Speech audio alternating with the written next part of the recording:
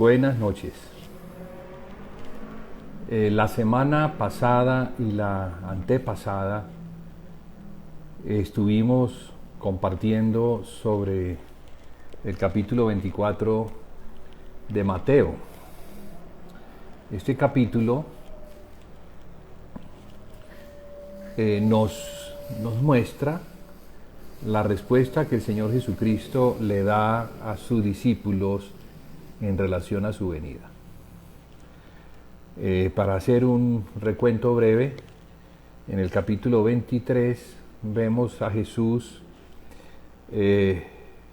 confrontando a los sacerdotes, al liderazgo religioso, a los escribas, a los fariseos, a los saduceos, y termina diciéndoles que Él iba a abandonarlos, y que en virtud de eso la casa de Judá iba a quedar desierta. Como consecuencia de que la casa de Judá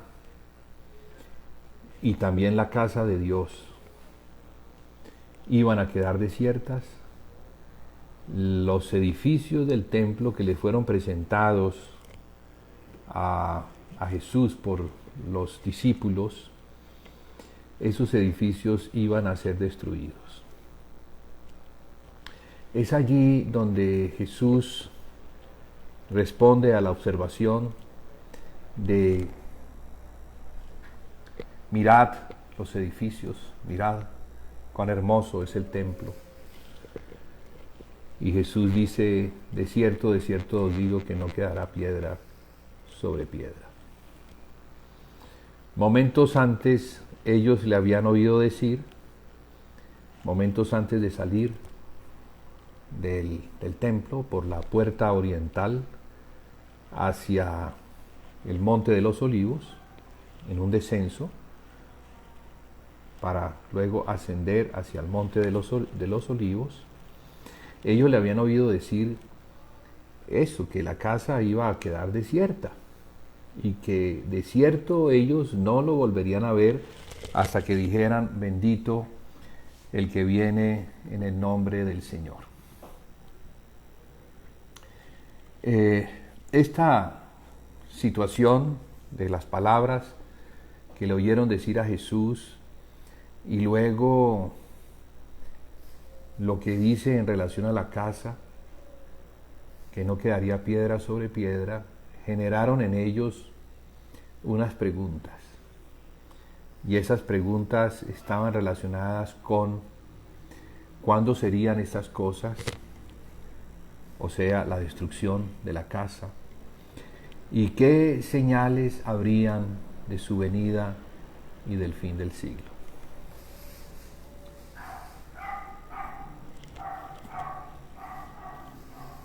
Comentábamos la semana pasada que Jesús comienza dando respuesta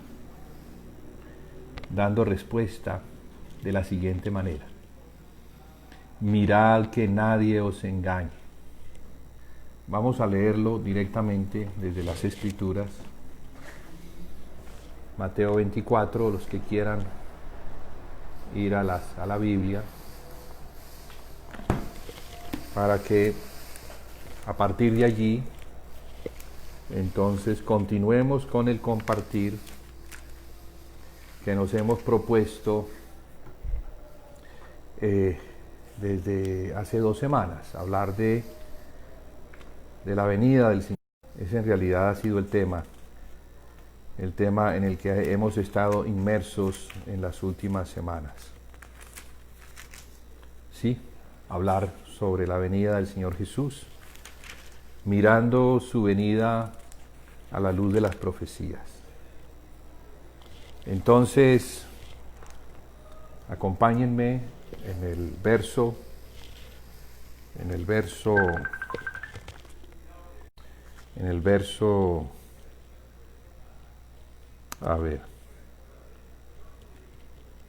Discúlpenme, que es que me entró una llamada y me distrae. Muy bien.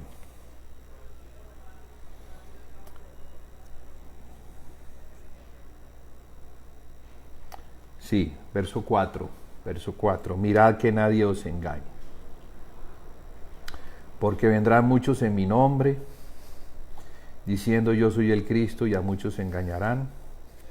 Y luego hace pues un desarrollo de las cosas que habrían de acontecer. Oiréis de guerras y rumores de guerras. Mirad que no os turbéis, porque es necesario que todo esto acontezca. Porque se levantará nación contra nación y reino contra reino. Y habrá hambres y pestilencias y terremotos en diferentes lugares. Y todas estas cosas son principio de dolores. Decíamos entonces la semana pasada que el énfasis que el Señor le quiere dar a esta respuesta es que debemos cuidarnos del engaño. A lo largo de las Escrituras, no solamente Jesús, sino los mismos apóstoles advierten sobre la apostasía. La apostasía es el resultado de haber caído de la fe, haber abandonado la fe que una vez fue dada a los apóstoles y que dada por el Señor Jesús, enseñándoles a guardar todas las cosas que yo les he mandado, les dice Jesús en el capítulo 28 del Evangelio de Mateo. Es importante entonces que nos ciñamos en ese aspecto. ¿Cómo comenzó la iglesia? ¿Qué fue lo que el Espíritu Santo avaló?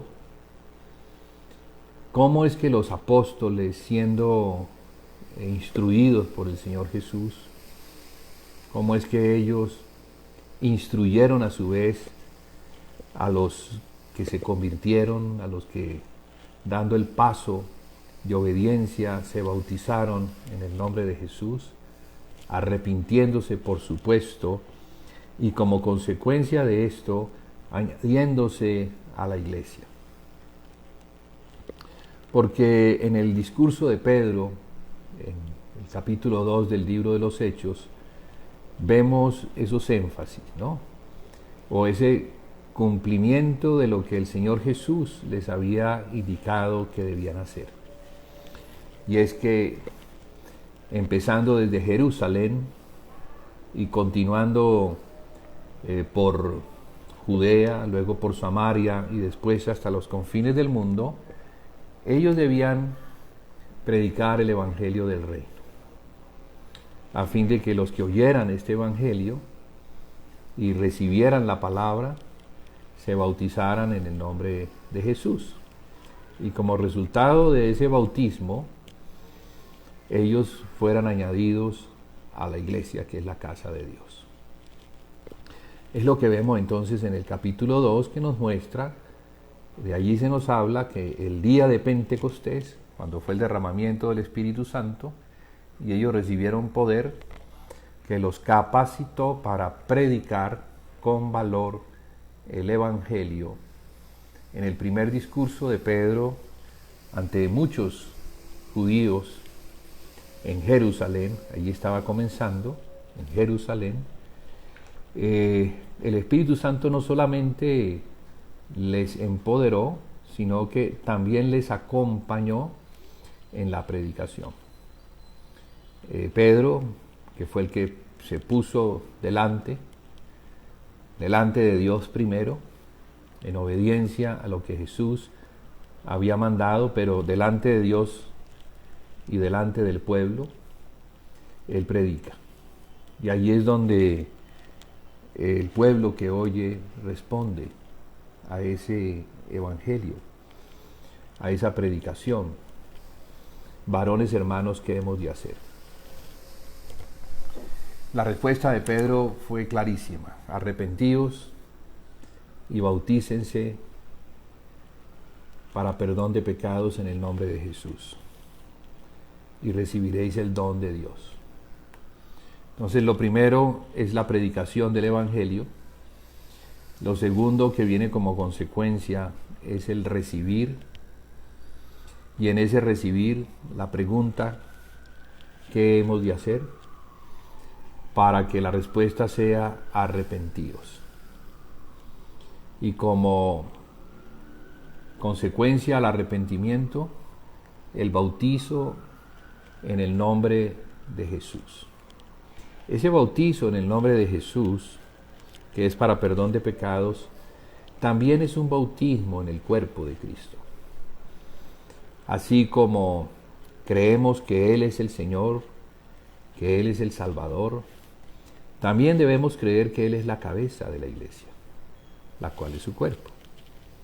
Entonces, estas cosas van de la mano. No solamente el oír la palabra, el aceptarla, el arrepentirse, bautizarse, sino también ser añadidos. Como dice el verso 47 del capítulo 2, dice que Dios añadía todos los días a la iglesia los que habrían de ser salvos. Quiero subrayar ese habrían de ser salvos, porque aunque la salvación es en el nombre de Jesús, por lo que Jesús hizo en la cruz, no lo que hacemos nosotros, no lo que le presentamos a Dios con nuestras obras de injusticia, porque las obras que el hombre hace delante de Dios no son justas. El hombre es un pecador que necesita ser perdonado. El hombre necesita que la sangre derramada en el Calvario le limpie de sus pecados y pueda entonces, en consecuencia al perdón de pecados, limpieza o santificación, pueda recibir el don del Espíritu Santo. Ese don del Espíritu Santo pues ya es la vida de resurrección que en Cristo produce en nosotros una regeneración de nuestro espíritu. Pero una vez el espíritu ha sido regenerado, entonces necesitamos aprender, crecer en Cristo. Y eso lo vamos a lograr en la iglesia. Entonces la iglesia, como el cuerpo de Cristo, es el medio que va a permitir o a facilitar que los discípulos que están siguiendo a aquel que es la cabeza puedan llegar a ser plenamente salvos de sí mismos. Entonces tenemos una salvación que es la salvación de haber sido engendrados en Adán. Como hijos de Adán, entonces nos encontramos destituidos de la gloria de Dios. Nos encontramos en el pecado. Y solamente la obra de Cristo puede resolver el problema, la cual efectiva y de una manera plena se resolvió en la muerte de Jesucristo, en la muerte de aquel que se hacía llamar el Hijo del Hombre. También Hijo de Dios, por supuesto, pero como Hijo de hombre y hombre representó a la humanidad a fin de morir por toda la humanidad. Jesús no murió como Mesías o solo como Mesías por Israel, sino que como Hijo de hombre murió por toda la humanidad. Y damos gracias a Dios por esa muerte expiatoria, por esa sangre del nuevo pacto que le permitió a todos los hombres que creyeran tener una entrada amplia y suficiente al trono de la gracia, porque no tenemos acceso a ese trono de la gracia sino a través de Cristo. Él es el que abrió el velo y permitió que pudiéramos entrar a tener una comunión con nuestro Padre, ahora con nuestro Padre. Entonces, ¿por qué Jesús dice, mirad que nadie os engañe? Mirad que nadie os engañe. Ahora, todo esto está relacionado con su venida, ¿verdad? Con el tiempo en el cual Él habría de venir. Por las Escrituras entendemos que Él viene por una iglesia que esté sin mancha y sin arruga. Una iglesia que haya sido perfeccionada. Pleno conocimiento de la verdad. Tal y como está escrito en la carta a los Efesios, que es hasta que todos lleguemos a la unidad de la fe y del conocimiento del Hijo de Dios, a la estatura del varón perfecto, a la plenitud de Cristo.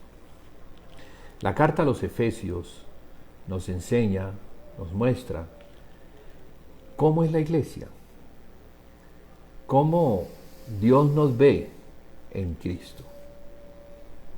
¿Qué fue lo que Dios desde antes de la fundación del mundo se propuso hacer?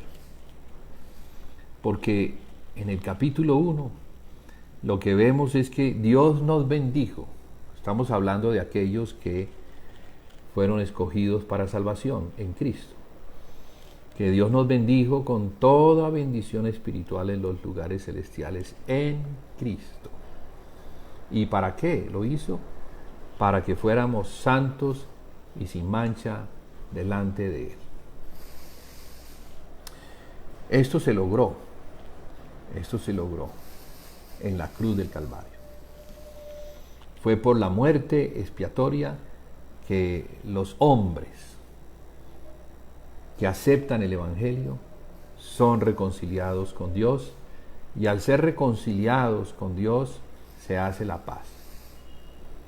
Y ahora entonces, como miembros del cuerpo de Cristo, debemos comenzar a disfrutar por medio del conocimiento del Hijo de Dios, a disfrutar de Cristo. Es un asunto que involucra la fe, que involucra el depósito que una vez fue dada a los apóstoles, y a ese le vamos a llamar la fe. La fe. Porque es por medio de la fe que vamos a alcanzar todas las riquezas que Dios tiene para darnos a nosotros los coherederos, para darnos en Cristo. De modo que, como es por el conocimiento de la verdad lo que alcanzamos a recibir, también en sentido inverso, por medio de la mentira, si le podemos llamar así, los santos pierden la posición y no pueden alcanzar las riquezas que Dios tiene para ellos en Cristo. Es importante, sí, que tengamos conocimiento de señales, que estemos entendidos en los tiempos, que podamos discernir por lo que está ocurriendo, que el tiempo de su venida está cerca. Muy importante saber que debemos estar atentos, apercibidos, velando y orando. Pero también es muy importante que nos examinemos a nosotros mismos. ¿Por qué? Porque el adversario nuestro, que es el diablo, está como león rugiente, mirando a quién devorar. El apóstol Pablo decía, o temía que así como la serpiente había engañado a Eva, asimismo el diablo, que es Satanás también, pudiera engañar a la iglesia. En relación a eso, en relación al engaño, mirad que nadie os engañe, porque Jesús está hablando de los tiempos en que vendrían falsos maestros, que vendrían hablando o vendrían diciendo, yo soy el Cristo, o yo soy el ungido, yo tengo la unción, tengo la revelación, tengo una capacidad de mostraros a vosotros cómo es que se debe vivir el cristianismo. Vemos por las Escrituras que estos falsos maestros judaizantes penetraron e hicieron mucho daño a las iglesias. De hecho, eran los enemigos de Cristo y de la iglesia. Se vestían como apóstoles, obreros fraudulentos, que con ese ropaje y con esa apariencia de piedad engañaban a la iglesia. Lo vimos entonces en las iglesias de Galacia y lo vimos también en las iglesias de Judea, allí donde estaban los hebreos.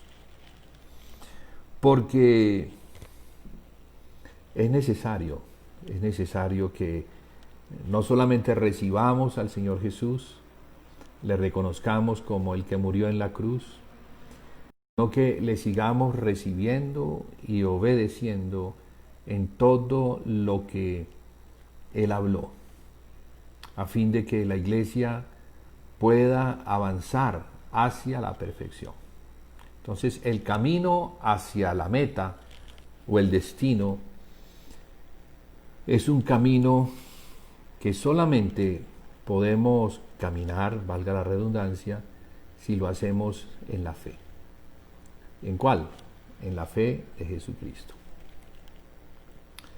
En las cartas que el Señor escribe a las iglesias de Asia, y estoy hablando de Apocalipsis, el libro que a Juan se le ordenó escribir. ¿Para qué? Para que lo enviara a 7 iglesias que se encontraban en Asia. Allí podemos ver que la primera iglesia, la iglesia de Éfeso, a ella se le dice algo que yo quiero subrayar y que está relacionado con el engaño. Esta iglesia podría ser el modelo que nos enseñe a ver cómo es que una iglesia puede ser engañada y cuáles son como las fuentes que pueden penetrar, no fuentes de vida, sino fuentes de maldad, que pueden penetrar para llevar a los santos fuera del Señor. A esta primera iglesia en su orden, importante eso, porque en el orden el Señor nos quiere indicar algo. Estas iglesias no están puestas así arbitrariamente, sino que tienen un orden que además es escatológico, pero también es geográfico. Si vamos al Asia y observamos en dónde se encontraban estas localidades, porque eran ciudades, ¿no?, en las cuales se encontraban santos, allí se encontraba la iglesia. En Éfeso, que era una ciudad importante, se encontraba la iglesia de Éfeso. En Esmirna, era otra ciudad, se encontraba la iglesia de Esmirna, etcétera, hasta la última, la Odisea. Cuando miramos entonces a estas iglesias, nos vamos a percatar de que ellas, si pudiéramos hacer un camino, que de hecho existe, para conectar a unas con las otras, vamos a ver que si arrancamos desde Éfeso para llegar a la Odisea, vamos a tener que pasar primero por Esmirna, enseguida Pérgamo, luego seguiríamos para Tiatira, avanzaríamos para Sardis, luego Filadelfia y terminaríamos en la Odisea, y todo esto en el sentido de las manillas del reloj, mostrándonos en eso como el tiempo. Entonces, este camino de Éfeso hacia la Odisea nos muestra particularidades que nos hablan de cosas que ocurrieron en la iglesia en el tiempo pasado, asuntos históricos que vivieron o que se vivían en el tiempo del apóstol Juan, porque las cartas fueron escritas para las iglesias en el tiempo del apóstol Juan. Estamos hablando de unos 2000 años atrás. Sin embargo, lo maravilloso que tiene este mensaje a estas iglesias es que ese mensaje subsiste a través del tiempo. Es un mensaje para la iglesia en general, tanto para la iglesia universal como para la iglesia local. Y se aplica a las iglesias de hoy en día, según el estado en el que ellas se encuentren, pero también se aplica al individuo, según el estado en el que él se encuentre en una determinada localidad o iglesia. Porque al final dice: el que tenga oído, oiga lo que el Espíritu dice a las iglesias. Allí el que tenga oído se refiere al individuo, al miembro, pero lo que el Espíritu dice a las iglesias. Entonces, ese mensaje es para las iglesias, aunque lo recibe un ángel. En este caso, ángel habla de mensajero, que debe entonces darlo a la iglesia en particular, pero también entendemos que el mensaje para la iglesia de Éfeso también debe ser leído en las otras iglesias. Entonces, Éfeso, aunque tiene una particularidad, esas particularidades aplican también para individuos que puedan estar en otras localidades. Es maravilloso la palabra del Señor, porque habla al corazón del hombre. Y aunque podemos vivir en localidades distintas, no dejamos de ser hijos de Dios con un corazón que necesita ser transformado. No dejamos de ser hombres, ¿sí?, con particularidades muy similares a los hombres, vivan donde ellos vivan. Entonces, el hombre que vive hoy, 2000 años después, no deja de ser hombre porque hayan pasado 2000 años.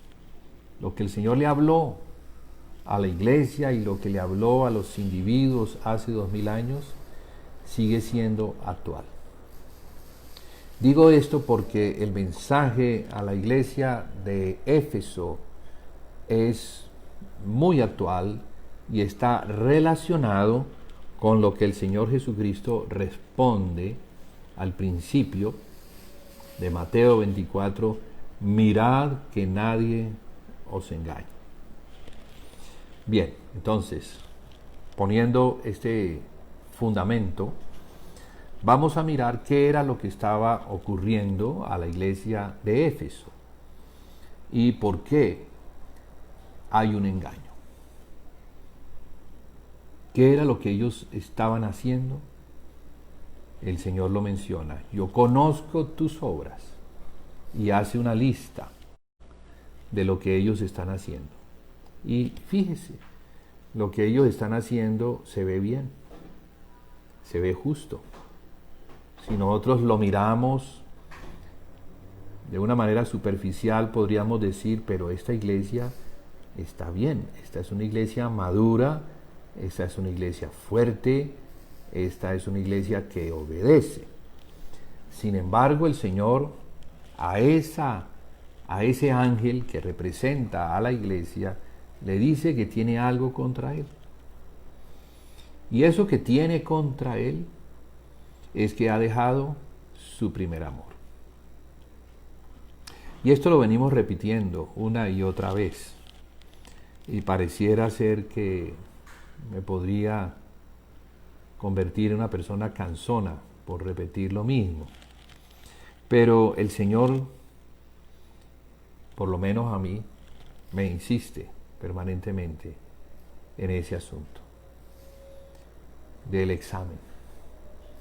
¿De verdad estoy viviendo la fe como la aprendí al principio?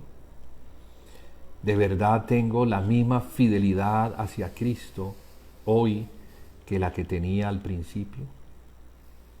¿De verdad estoy dispuesto a seguir al Señor a causa de mi propia vida como al principio?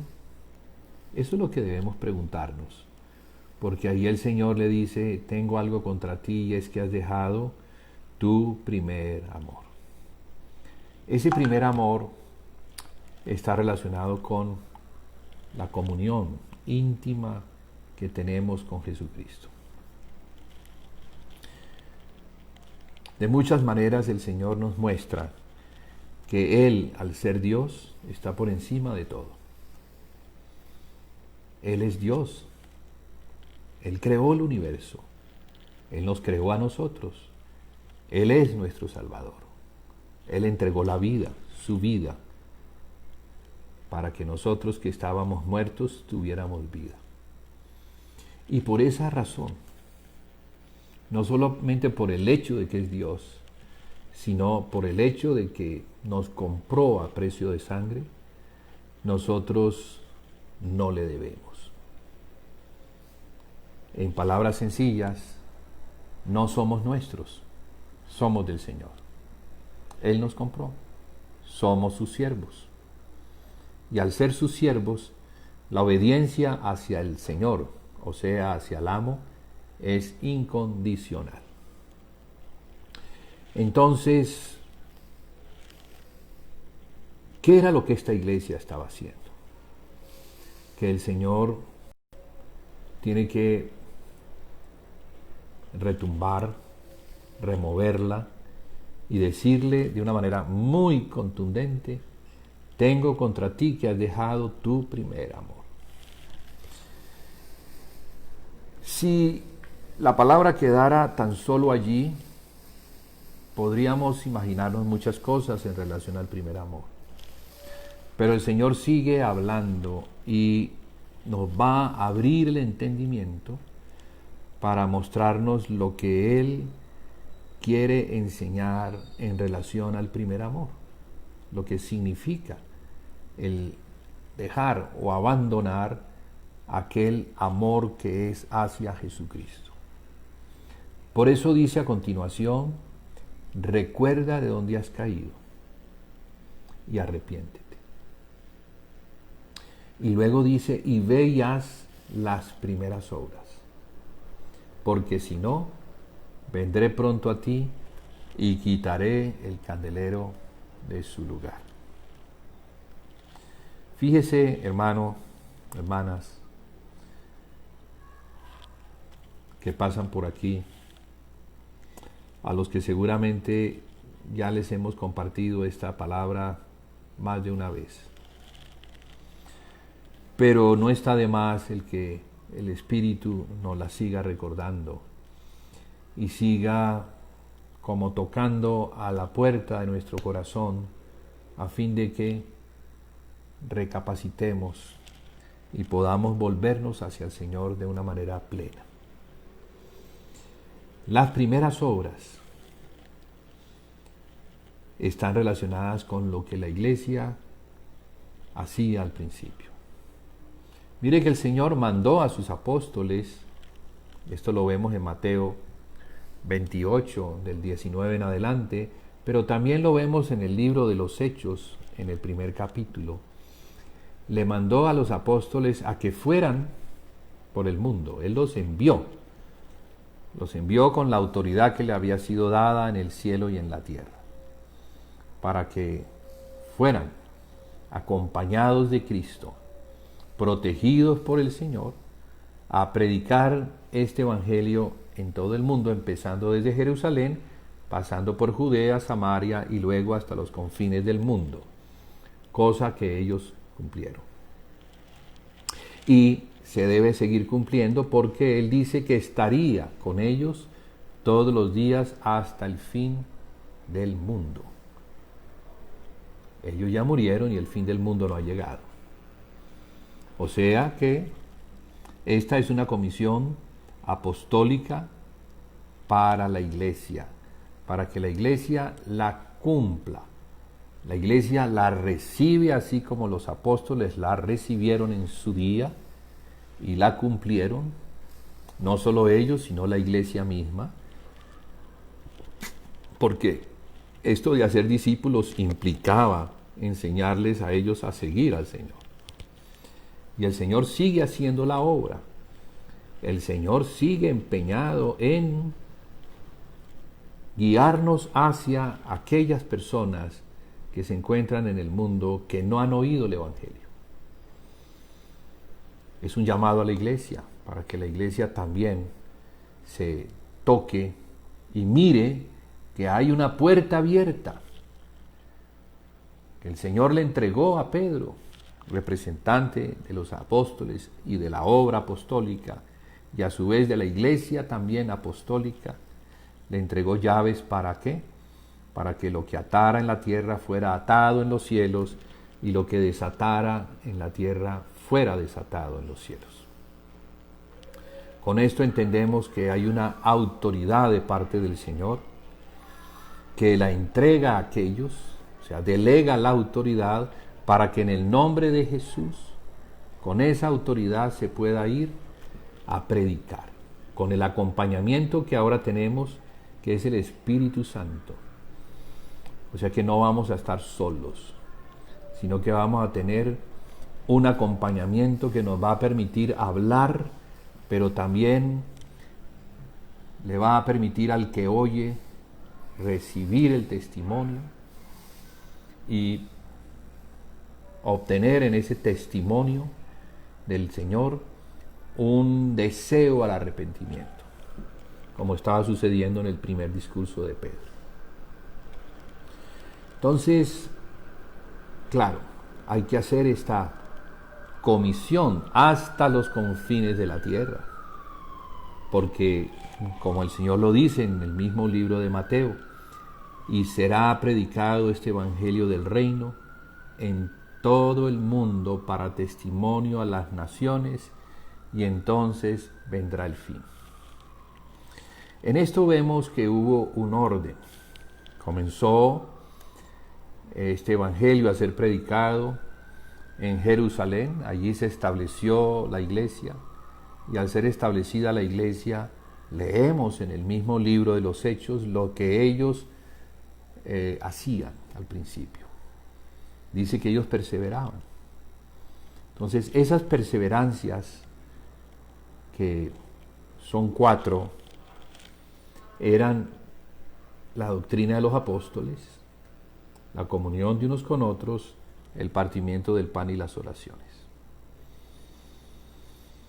Esto era la obra de Cristo en ellos, Cristo el sumo sacerdote de nuestra profesión, Cristo sumo sacerdote no según el orden de Aarón, sino según el orden de Melquisedec, nos estaba guiando, o estaba guiando a la iglesia de su tiempo, al tabernáculo celestial, donde está el Padre, a ministrar al Padre, allá en los lugares celestiales, en el Espíritu, porque el Padre es Espíritu, y está buscando adoradores que le adoren en espíritu y en verdad. Porque esto que el Señor Jesús le dijo a la samaritana son los adoradores que el Padre busca que le adoren. Ya no es una adoración en la carne, con las formas que Moisés enseñó, externas, para las cuales era necesario un tabernáculo, que fue la tienda donde Dios habitó en medio de ellos cuando iban hacia la tierra prometida, caminando. Entonces descendió del monte, figura de lo celestial, a lo terrenal, allí a la arena, figura de lo terrenal, el estado terrenal en el que el hombre se encuentra. Y Dios habitó con ellos y los acompañó todos los días. Todos los días estuvo con ellos hasta que llegaron a la tierra prometida. 40 años después, atravesando el Jordán, ya entraron, pasaron esa frontera que era entre el desierto y la tierra fértil, una tierra donde ya no era necesario que el maná cayera porque ellos ya podían sembrar. Y efectivamente así comenzaron ellos a disfrutar de los frutos de la tierra. Todo esto un tipo de nuestro disfrute que ahora es Cristo. Todas estas cosas eran tipo y sombra de lo que es la iglesia caminando, siendo llevada, guiada por el Espíritu.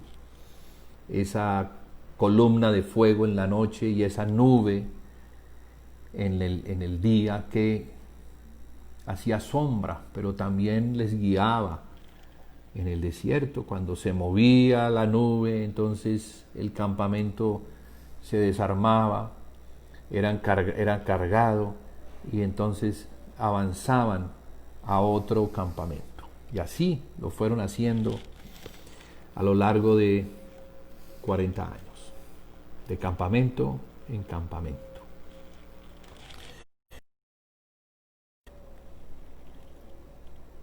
Hasta que llegaron al descanso.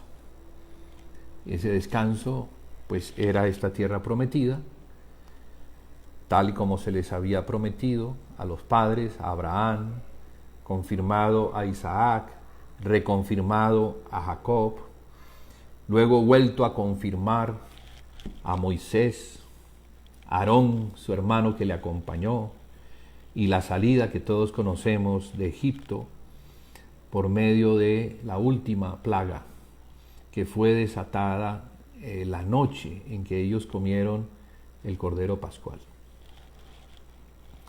La plaga esta que era el ángel de la muerte, que pasó de largo por encima de las casas donde los hebreos habían comido el cordero, habían untado los postes y el dintel de las puertas para que sirviera de señal, un tipo de la sangre de Cristo, que sirve de señal para que el ángel de la muerte no aquellos que han sido lavados por la sangre. Historias, pero historias con una perspectiva profética muy profunda. Todo eso que leemos en las Escrituras, llamadas el Viejo Pacto o Antiguo Pacto, en realidad pues no es el Viejo Pacto, sino que en esas Escrituras se encuentra el pacto que Dios hizo con el hombre. Hizo con el hombre hasta que llegara Cristo. Porque Dios mantendría ese pacto vigente hasta que otro superior pudiera derramar la sangre de él mismo, no la sangre de los animales, que era la que se derramaba para perdón de los pecados, a fin de que Dios mantuviera su presencia en medio de este pueblo, el pueblo de Israel. Pero la sangre derramada en el Calvario es superior a la sangre de los animales. Y tanto es superior que permite que Dios haga un pacto nuevo con el hombre, para que por medio de ese pacto, que es en la sangre de Jesús, el hombre pueda ser reconciliado, perdonado y añadido a la casa de Dios, la cual somos nosotros en Cristo. ¿Para qué? Para que ministremos al Señor por medio de Jesucristo. Entonces, hay una casa que se construyó antes de Cristo y ahora hay una casa nueva que somos nosotros los que fuimos redimidos. Somos la iglesia. Y así como en Jerusalén o en todo Israel no había sino una casa, que era el templo, así mismo ahora. De esa manera el Señor enseña que la casa es una, que la iglesia, que es el cuerpo de Cristo, no puede estar dividida porque Cristo no está dividido. Si se pudiera dividir un cuerpo, lo cual sería una atrocidad, partirlo en pedazos y un pedazo por aquí, otro pedazo por allá, la cabeza por allá, entonces asimismo se podría dividir. Pero lo que nos muestra la división de un cuerpo es la muerte. Si empezamos a partir, pues la consecuencia de que los miembros sean separados de su fuente de vida, del corazón que emana sangre para dar vida a cada miembro que está unido al cuerpo. Asimismo, lo que está separado de Cristo por medio de grupos, sectas, denominaciones, igual pierden su conexión con el corazón de Cristo que emana la vida. Y es a esto a lo que se estaba refiriendo el apóstol Juan cuando dice que lo que ellos conocieron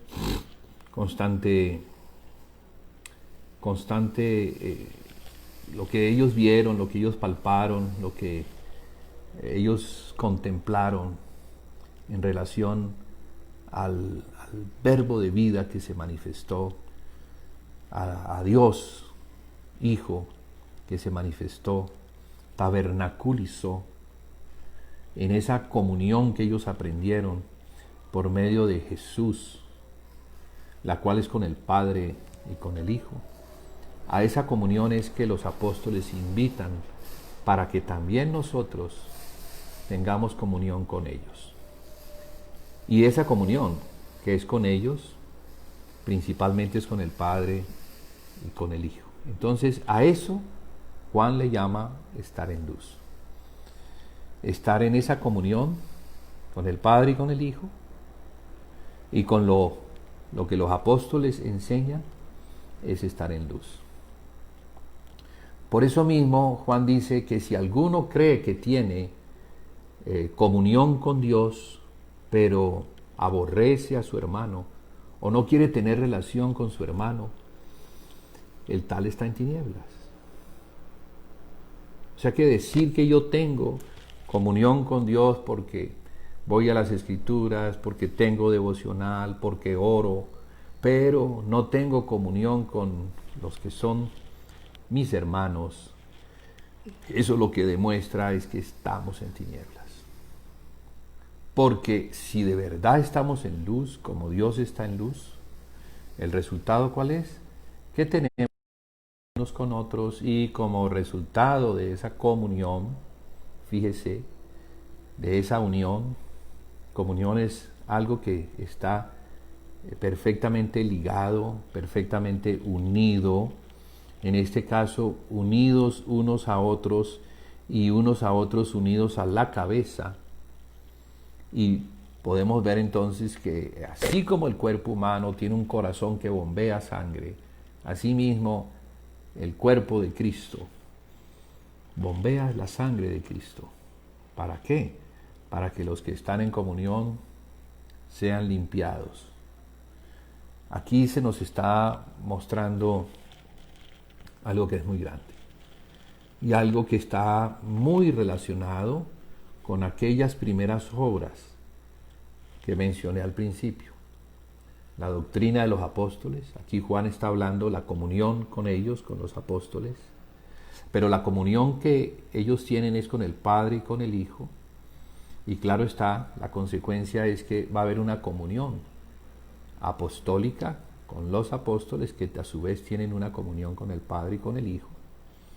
Y en esa comunión, entonces, unos a otros tienen comunión. Y como resultado de esa comunión, la sangre del Señor Jesucristo nos limpia de todo pecado y nos libra de toda maldad. Por eso es que el Señor comienza así: mirad que nadie os engañe. Bien, digo esto para que tengamos todos los conocimientos, que conozcamos de profecía, que tengamos todos los dones, pero no hay amor. Pero no hay amor. Entendiendo que ese amor no es el que procede de nosotros, sino que es el resultado de la comunión que tenemos con el Hijo. Porque el Hijo es el amor de Dios. Y nos es dado cuando tenemos comunión con Él.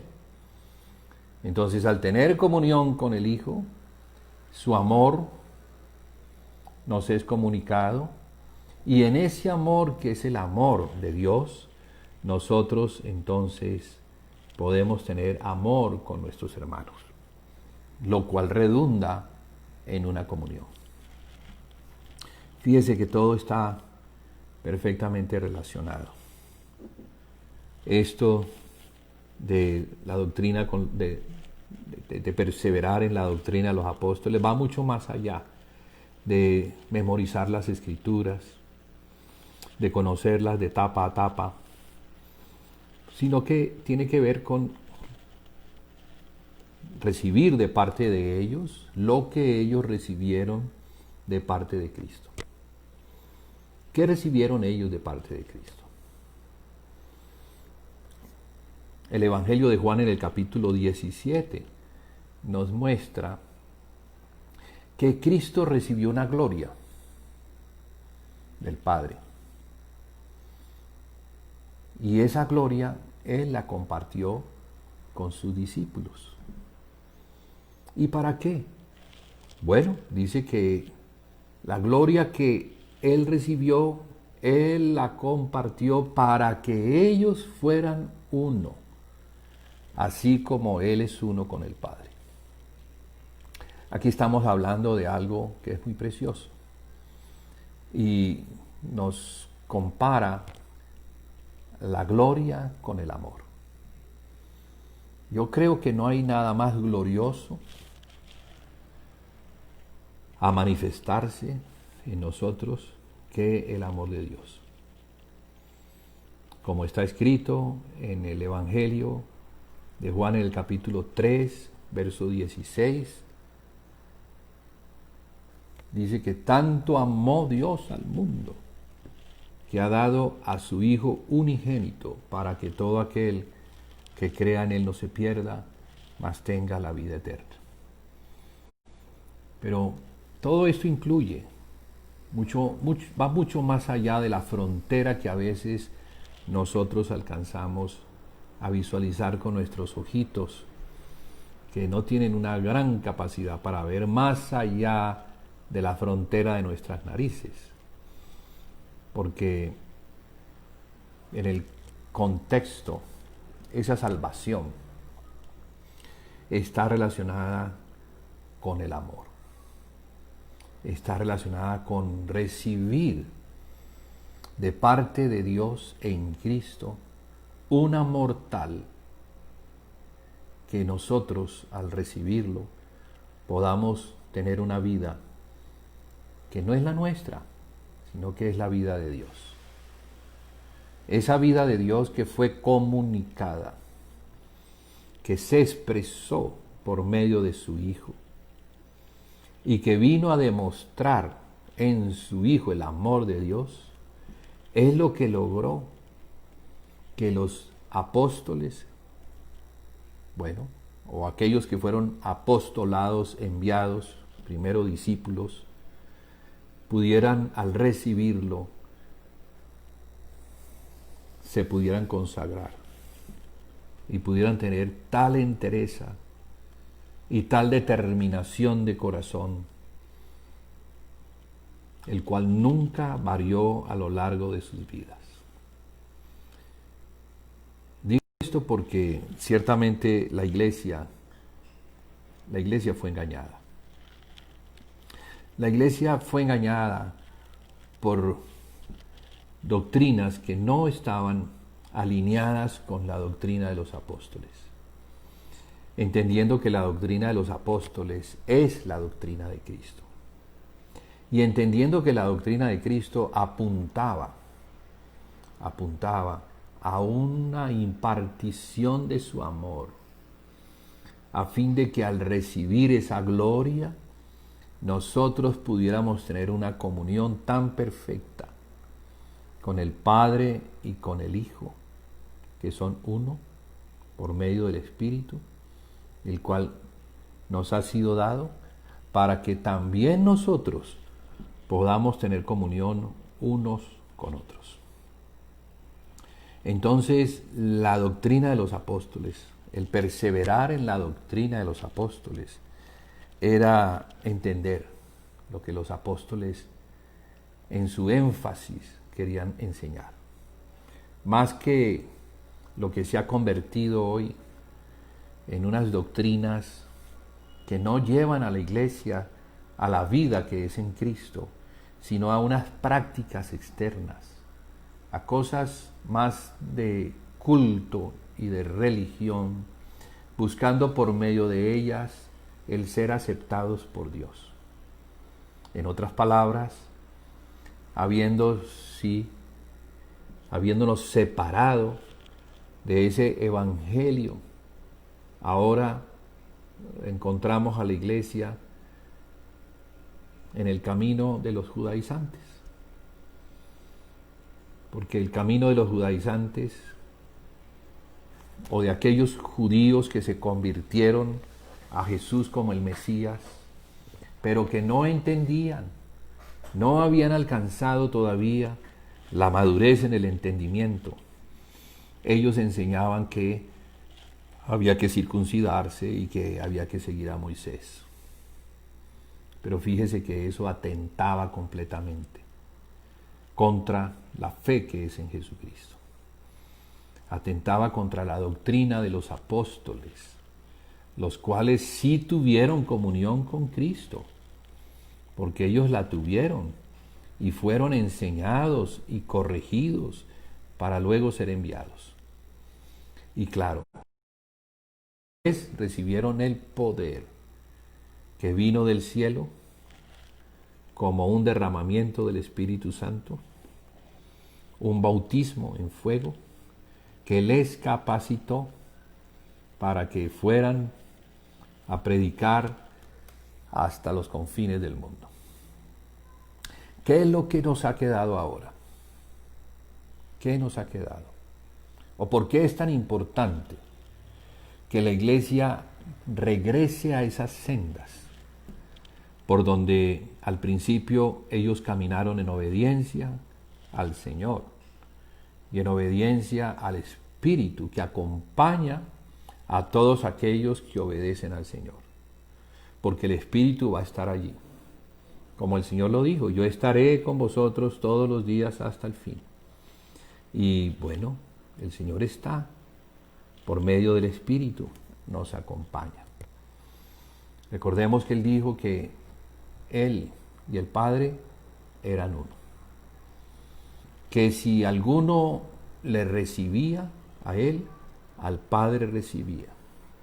Pero si a Él no le recibían, tampoco recibían a aquel que le envió, o sea, al Padre.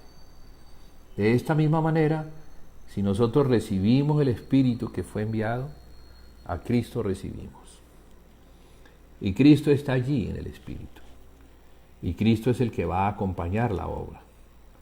Es una obra, no solamente la obra interior que da como resultado una iglesia que ministra al Padre, sino una obra exterior que da como resultado una iglesia apostólica que va a las naciones. Y va a las naciones para dar testimonio de aquel que les salvó, de aquel que murió, resucitó, fue entronado y glorificado y prometió regresar. Entonces tenemos ese evangelio de la gracia que nos muestra a un Dios misericordioso que tiene los brazos extendidos para recibir a todo aquel que recibe a su Hijo Jesucristo, pero también tenemos ese evangelio del reino que nos muestra que aquel que ascendió y que se encuentra sentado a la diestra de la majestad en las alturas, ha prometido regresar. Y claro, va a regresar cuando muchas cosas hayan regresado a sus sendas antiguas. Cuando la iglesia pueda entrar nuevamente por esa puerta estrecha, a fin de caminar, y en ese caminar, que es el camino de la cruz, pueda alcanzar el nivel de la madurez o de la plenitud que es en Cristo. Es necesario para el tiempo que nos espera, es necesario que la iglesia madure, que la iglesia tenga la estatura del varón perfecto, que la iglesia esté en la plenitud de Cristo. Y cuando digo la iglesia, estoy hablando de una determinada iglesia en cualquier parte del mundo. Quizás sean muchas iglesias que ahora sean conducidas por el Señor a esa madurez, sean convencidas por el Espíritu, abriendo las Escrituras para que podamos entender cuál es la esperanza a la cual Él nos ha llamado y cuáles son las riquezas de la gloria que hay en Él, en los santos. Hermanos, la iglesia de Éfeso cayó. A la iglesia de Éfeso se le dijo: regresa a las primeras obras. Recuerda de dónde has caído. Está hablando de una posición de autoridad, de una posición en el Espíritu, de una posición celestial, allá donde está Cristo, sentado a la diestra de la majestad de las alturas. Allá en el capítulo 2 de la epístola a los Efesios se nos muestra que también, así como Él murió y nosotros con Él morimos, también Él resucitó y juntamente con Él resucitamos y ascendimos para ser sentados juntamente con Él en los lugares celestiales. Pero el recuerda dónde has caído nos hace ver que la iglesia perdió esa posición porque no está mirando al Señor, no está siguiendo al Señor en la fe, no le sigue como el Señor manda a seguirle. Y fíjese que Él dice: si alguno quiere venir en pos de mí, niéguese a sí mismo, tome su cruz cada día y sígame. Hay algo allí importante. Si de verdad queremos ver la iglesia de gloria, que es la iglesia que expresa al Señor en resurrección, la iglesia tiene que abrazar la cruz. No se puede edificar la casa de Dios con los materiales humanos. La madera, el heno y la hojarasca lo que nos muestran es que estamos edificando con el hombre natural, en la carne. Mas el oro, la plata y las piedras preciosas nos muestran que estamos edificando en Cristo y con Cristo. Pero para hacerlo, entonces la iglesia tiene que encontrar ese camino estrecho, pasar por la puerta angosta, a fin de encontrarse en Cristo. Es el camino de la cruz. Es el abrazar aquella cruz personal que no queremos tomar, porque queremos seguir haciendo las cosas a nuestra manera y no a la manera de Dios. Recuerde lo que el Señor dijo. Él mismo lo dijo. Cuando estaba a punto de enfrentar la cruz: Padre, si se pudiera pasar esta copa, pero no se haga mi voluntad sino la tuya. Entonces el Señor Jesús estaba guerreando en su naturaleza humana, como hombre, enfrentado ya a la cruz. Él guerreaba, pero con valentía y sinceridad y honestidad reconoció que su voluntad tenía que ceder ante la voluntad de Dios. No se puede abrazar la cruz si estamos empeñados en hacer lo que nos parece, lo cual sale de nuestra voluntad. Entonces, la voluntad de Dios tiene que primar sobre todo, y siempre, todos los días y cada día.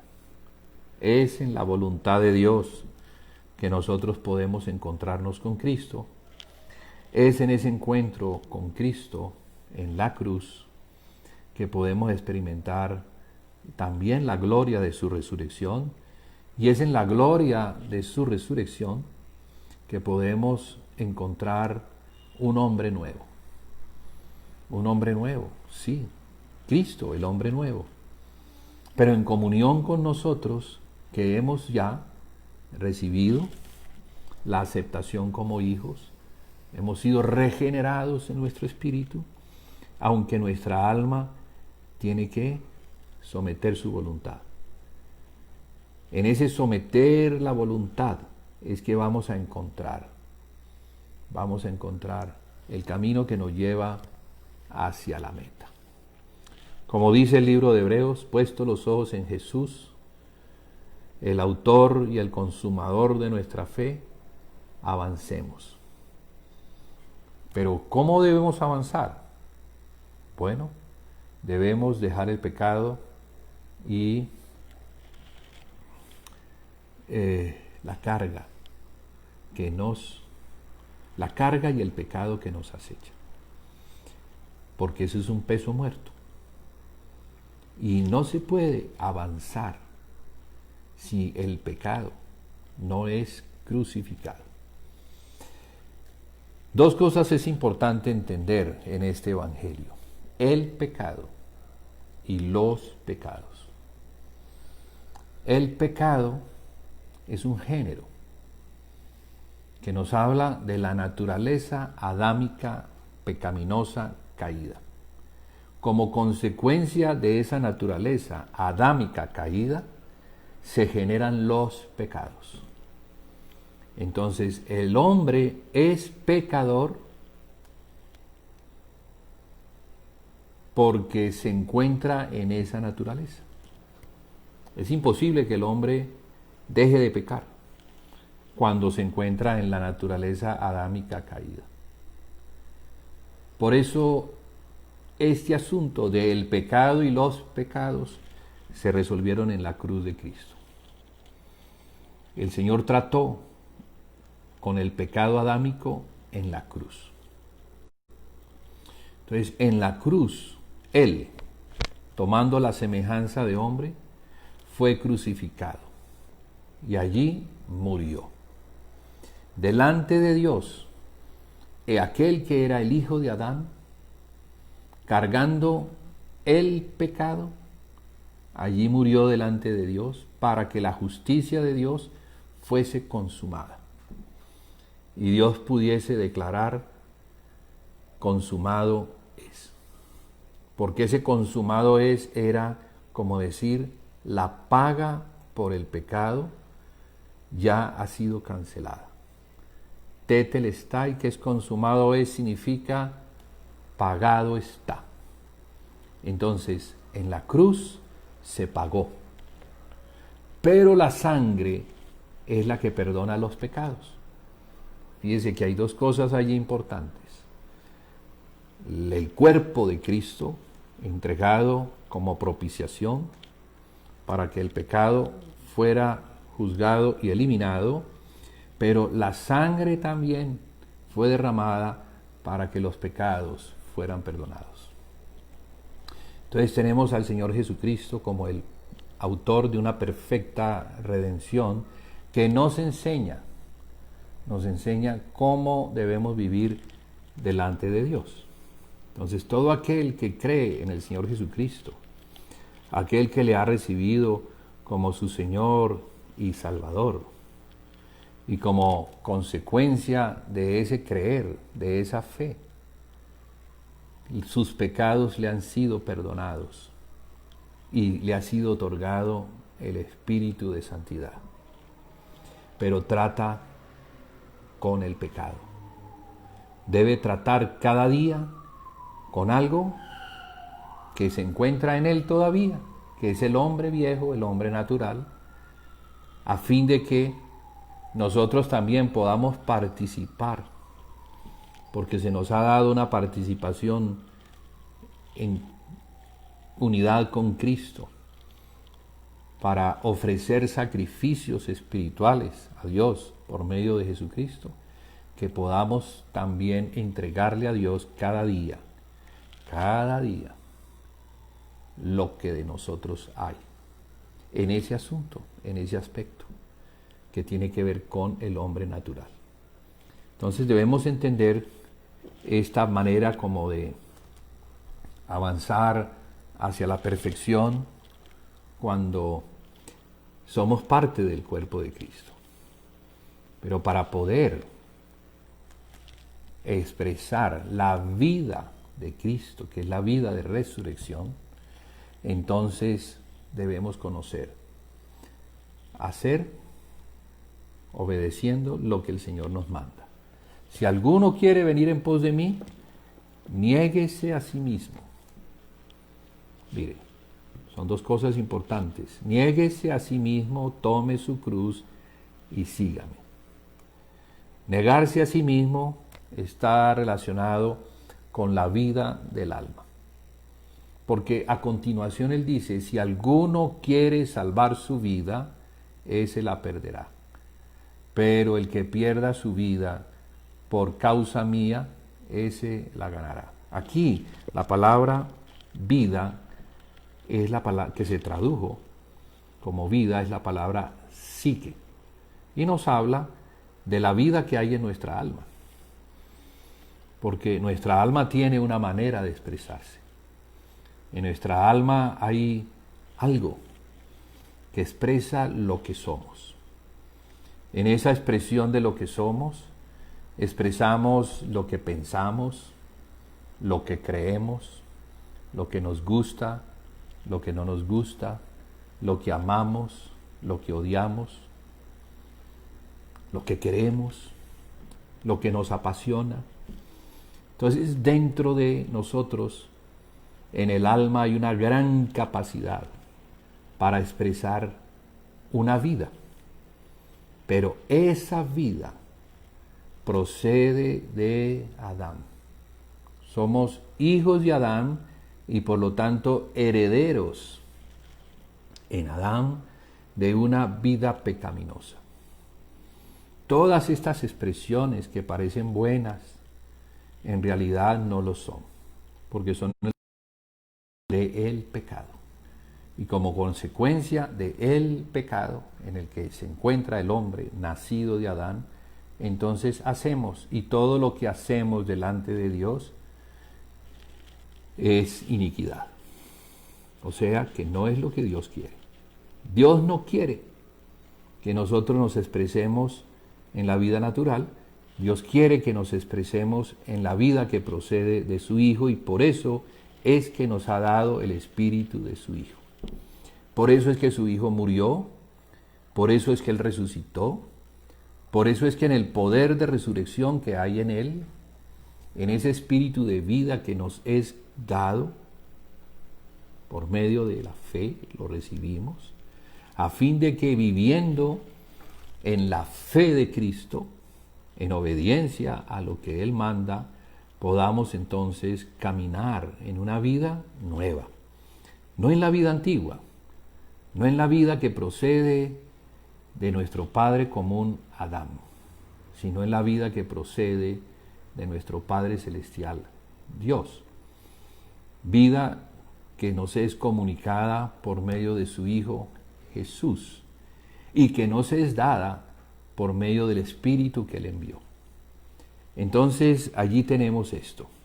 Tenemos que la iglesia puede ser engañada, y al ser engañada, ella, en vez de vivir en Cristo, ella va entonces a expresar su vida, a tratar de hacer cosas para Dios, pero que no fluyen, no emergen de la vida de resurrección. Recuerda dónde has caído. Es lo que el Señor le muestra al ángel de la iglesia de Éfeso. Y luego le dice, ve, regresa a las primeras obras. Es sobre eso que el Señor está haciendo énfasis. Sobre cómo es que la iglesia debe vivir delante de Dios. La iglesia no puede vivir delante de Dios expresando la vida natural.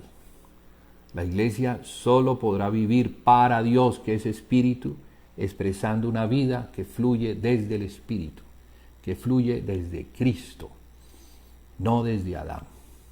Entonces, es clarísimo lo que el Señor dice. Si alguno quiere venir en pos de mí, niéguese a sí mismo.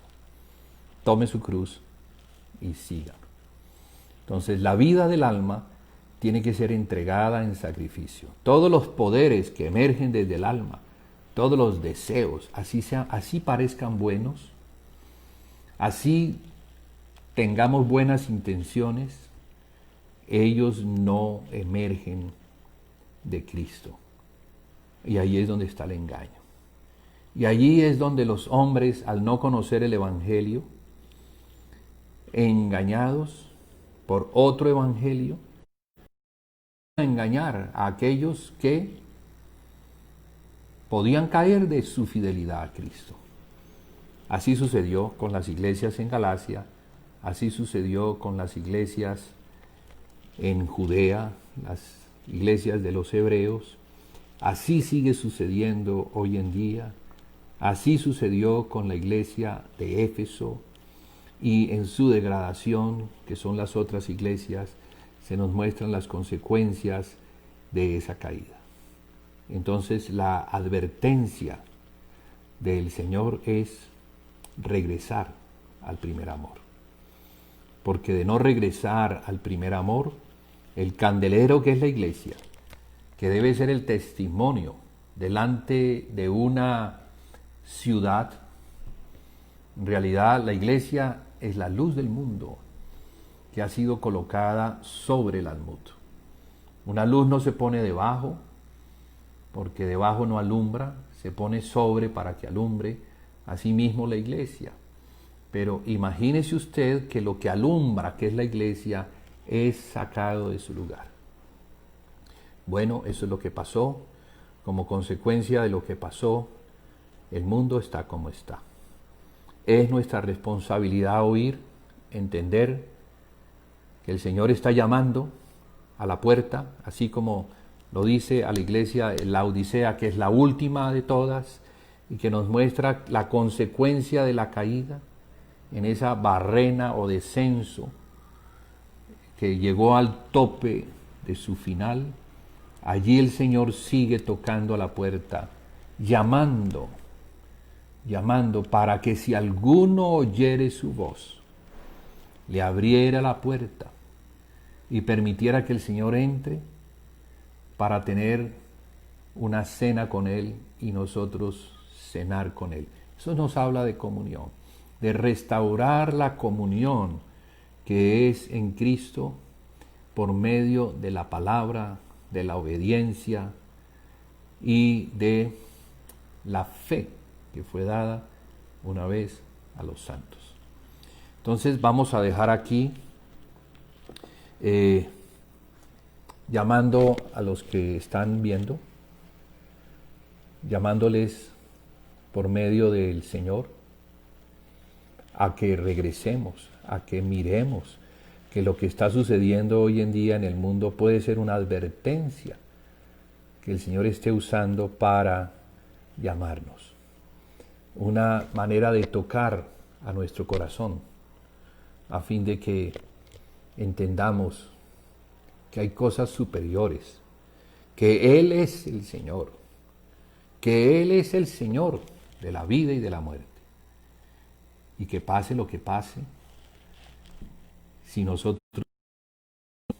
en una perfecta comunión con Él, seremos protegidos, seremos guardados. Hay una promesa que se encuentra en las cartas a las iglesias, en particular a la iglesia de Filadelfia, que es la iglesia fiel, la iglesia que representa, esa entre las 7, representa a un remanente, al cual el Señor le abre una puerta que nadie puede cerrar. ¿Y sabe por qué se la abre? Bueno, Él dice que es porque esta iglesia tiene poca fuerza. Pero también dice que esa poca fuerza es porque ellos han guardado su palabra y no han negado su nombre. En consecuencia a eso, de que ellos han guardado su palabra y no han negado su nombre, Él dice que la va a guardar de la hora de la prueba que ha de venir sobre el mundo entero para probar a los que moran sobre la tierra. Entonces, de la misma manera que nosotros guardamos su palabra, lo cual significa creemos en ella, la guardamos en el corazón y vivimos conforme a esa palabra, o sea, somos fieles al Evangelio, somos fieles al Señor, cumplimos con sus mandamientos, entonces Él también nos va a guardar. Entonces podemos ver que la prueba viene y es necesaria para examinarnos, ver en qué estado se encuentra nuestro corazón, cómo nos encontramos en relación a esa comunión que es primeramente con el Padre y con el Hijo, pero como resultado de esa comunión es la comunión que tenemos unos con otros. La comunión de unos con otros es la expresión gloriosa del Señor Jesucristo morando en el corazón de la iglesia. Así que esa es la exhortación, ese es el llamado del Señor para la iglesia de este tiempo, llamado al arrepentimiento, un llamado a regresar de donde ha caído, a regresarse a las primeras obras, o sea, a las sendas antiguas, a poner en práctica lo que la iglesia hacía al principio, a fin de que podamos ver la gloria de Dios. Hermanos, que el Señor les bendiga con esta palabra. Esperamos que reciban la palabra en el corazón, que el terreno que recibe esta palabra sea fértil, a fin de que esta semilla, que es semilla de vida, pueda florecer. Y no solamente florecer, sino dar fruto. Y que ese fruto sea al 30, al 60 o al 100%. Eso dependerá de cada uno de nosotros, dependerá de la obediencia que tengamos a la palabra, de la determinación que tengamos para seguir al Señor. Él es el Señor, Él ha prometido volver, Él viene pronto. Maranata, hermanos, debe ser la palabra de la iglesia para este tiempo. Maranata, que significa Cristo viene. Entonces, que así sea, que juntamente con el Espíritu podamos decir: ven Señor Jesús, ven Señor Jesús. Estamos preparados para recibirte. Entonces preparémonos, porque llegará entonces el día y el momento en que sabremos que estamos preparados, porque ya no queremos nada con este mundo. Nos vemos la semana entrante. Gracias por acompañarme, por estar aquí. Me anima mucho verlos, el saber que oran por la palabra, oran por que la palabra no regrese vacía, que afecte nuestro corazón y que todo esto sea para la gloria de Dios. Buenas noches.